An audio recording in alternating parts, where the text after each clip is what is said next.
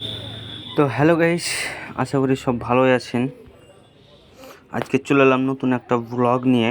তো আজকে যাচ্ছি আমরা লালগোলা থানার খান্দুয়া পার্ক এবং লালগোলা থানার তারানগর যে নদী ভাঙন শুরু হয়েছে সেই নদী ভাঙনের দৃশ্য দেখতে। তো আমরা এখন দুই বন্ধু মোটরসাইকেল করে যাচ্ছি।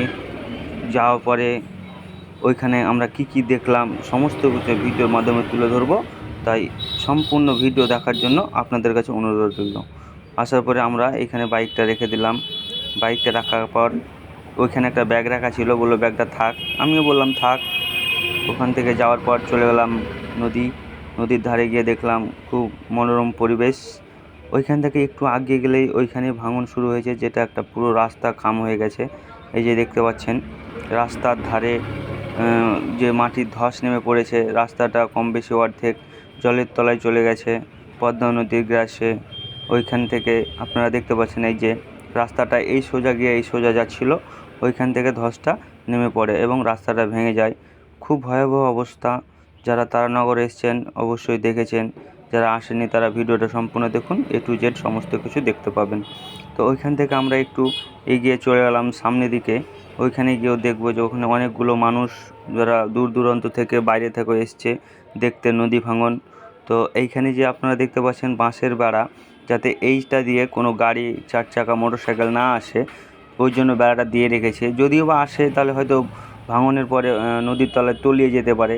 তো এইখান দিয়ে আমরা একটু একটু করে এগিয়ে যাব এবং দেখব যে কত দূর দূর থেকে সব লোক এসছে দেখতে সেই নদী ভাঙন। আমরা এখান থেকে গিয়ে এই দিক থেকে আবার একবার ঘুরিয়ে দেখব যে কেমন অবস্থা। দেখতেই পাচ্ছেন আপনারা সুদূর নদিয়া জেলা থেকে যে আপনারা যে লোকগুলোকে দেখছেন এরা নদিয়া থেকে এসছে।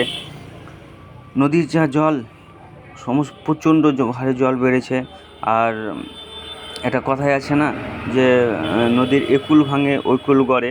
তো আপনারা দেখতে পাচ্ছেন এই দিক ভাঙছে আর ওই দিকে গড়ছে, বাংলাদেশের ওই দিকে সমস্ত গড়ছে। এই দিকটা হচ্ছে আমাদের ভারতবর্ষ, ইন্ডিয়া, আর ওই পার্টটা আপনারা দেখতে পাচ্ছেন ওই পার্টটা হচ্ছে বাংলাদেশ।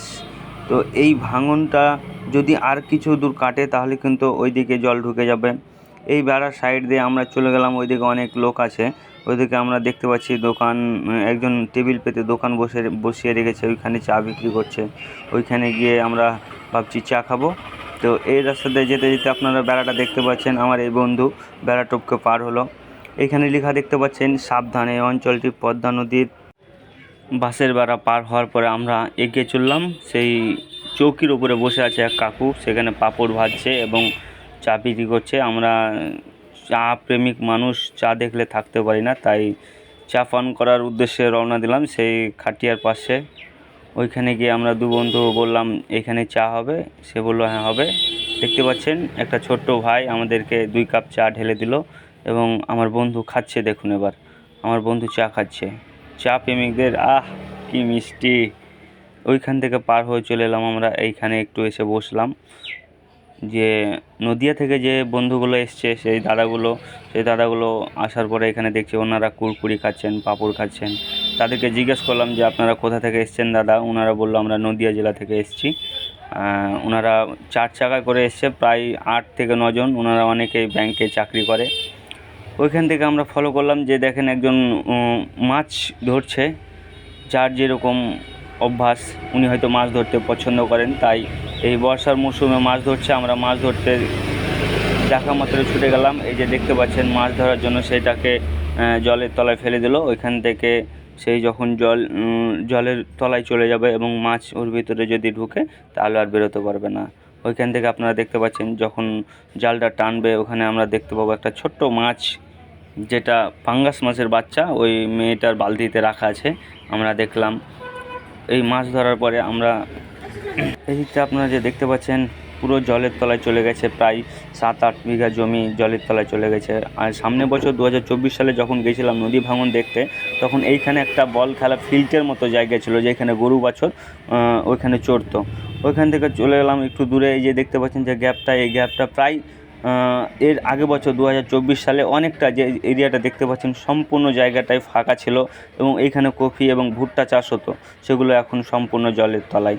তারপরে দেখতে পাচ্ছেন এই যে অনেক বন্ধু সব ছবি তুলতে ব্যস্ত, কেউ ভিডিও করতে ব্যস্ত। অনেকে এসছে দূর দূরান্ত থেকে সেই নদী ভাঙন দেখতে। প্রত্যেক দিন মেলার মতো ভিড় হয়। হ্যাঁ, আপনারা যদি দেখতে চান অবশ্যই আসবেন এবং এসে দেখবেন। আর ভিড় করবেন না অত, কারণ এখন যেভাবে নদী ভাঙছে, নদীর পাশে থাকা না থাকা সমান, মানে না থাকাই ভালো। মোট কথা হলো না থাকাই ভালো। ওখান থেকে চলে এলাম, সেই মাছটা যে ধরছিল, যে জাল ফেলেছিল, সেই জালটা তুললো। জালটা তোলার পরে ওনারা বললো মাছ পায়নি, ওখান থেকে ওনারা সরে গেল। আপনারা দেখছেন রাস্তাটা সোজা গিয়ে সেই ওই রাস্তার সাথে উঠতো, কিন্তু দেখতে পাচ্ছেন আপনারা রাস্তাটা সম্পূর্ণ অর্ধেক নদীর জলের তলায় চলে গেছে। এই যে আপনারা দেখতে পাচ্ছেন জলের তলায়, কেউ বুঝতেই পারবে না। ওইখান থেকে আমরা সামনের দিকে রওনা দিলাম। এখান থেকে আমরা বাড়ি যাওয়ার জন্য বললাম চলো বন্ধু, অনেক হয়েছে দেখা, চলো যাই। ওগুলো দাঁড়াও, যাচ্ছি একটু এদিক সেদিক ঘুরি। তারপরে বললো চলো যাই। আমি জোর জবরদস্তি করার পরে সেই রাস্তাতে সেই বাইক রাখা আছে, সেইখানে আমাদেরকে যেতে হবে। সেই বাইকে চড়ে বাড়ি যাওয়ার উদ্দেশ্যে রওনা দেব।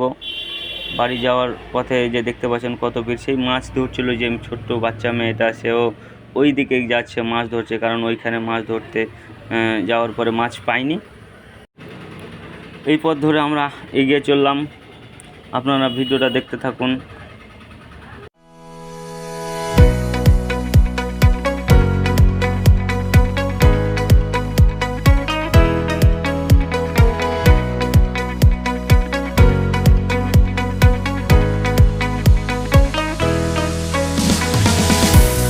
আমরা ওইখান থেকে চলে এলাম সোজা খান্দুয়া পার্ক। খান্দুয়া পার্কে ঢুকছি, আপনারা দেখতে পাচ্ছেন। খান্দুয়া পার্কে আমরা একটু ঘুরবো, ঘোরার পরে ঠিক আমরা আর কিছুক্ষণের মধ্যে বাড়ি ফেরত যাব। তো আপনারা ব্লগটা, খান্দুয়া নদীর ব্লগটা সম্পূর্ণ দেখতে থাকুন শেষ অবধি, খুব ভালো লাগবে।